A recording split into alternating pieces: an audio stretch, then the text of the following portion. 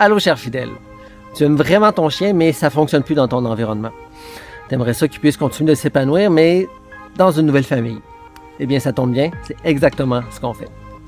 Si tu veux, on peut travailler ensemble pour trouver le foyer idéal où est-ce que ton animal va pouvoir s'épanouir pour le restant de ses jours. La première étape est de remplir le formulaire de demande de prise en charge. Par la suite, il y a une rencontre avec un vétérinaire, chez un vétérinaire. Il y a une évaluation avant adoption faite par un coach en comportement canin.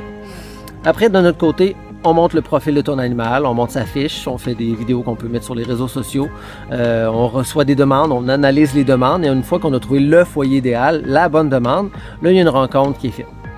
Une rencontre qui est faite entre toi, ton chien, l'adoptant et le coach en comportement canin.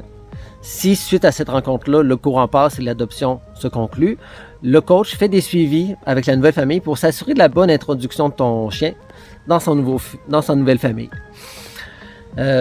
Nous, on a une mentalité un petit peu différente. Il y a beaucoup d'endroits qui vont considérer ça comme un abandon.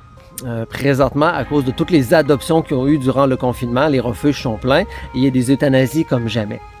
Nous, on comprend que c'est un deuil que tu vas vivre, une épreuve difficile. Donc, on va être là pour t'accompagner tout le long du processus. De plus, le fait de garder l'animal chez vous, dans ton foyer, durant le temps des démarches, bien, ça fait en sorte que l'animal, il n'y a pas de stress inutile et en rencontrant le nouvel adoptant, bien, tu vas être sûr de voir que l'animal va être entre bonnes mains.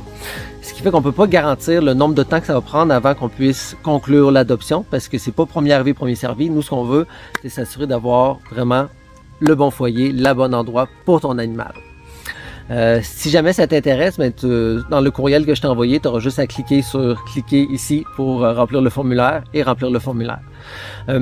Côté technique, pour le vétérinaire avec qui tu vas faire affaire, nous on fait affaire avec 2 vétérinaires dans la région de Québec, mais si tu veux, tu vas pouvoir faire affaire aussi avec ton vétérinaire à toi. Pour ce qui est des coachs en comportement animal, ça varie beaucoup parce que ça varie de la région dans laquelle tu es. Nous, on en a dans la région de Québec, puis on essaie d'en avoir de plus en plus. Donc, ce qui veut dire que ça se peut que tu sois porté à te déplacer. Ça va peut-être être pas nécessairement à côté de chez vous, ou si tu veux aussi, il y a certains comportementalistes, coachs en comportement, qui offrent le déplacement à domicile, mais à ce moment-là, il y a des frais et ça, c'est à toi de payer ces frais-là pour leur déplacement. Donc, j'espère que ce petit vidéo t'a aidé à prendre ta décision. Est-ce que tu veux poursuivre avec nous avec le processus de trouver le foyer idéal pour ton animal? Si tu as des questions, ben n'hésite pas, écris un courriel, appelle-moi. Je suis là pour répondre à tes questions. Merci beaucoup et bonne fin de journée.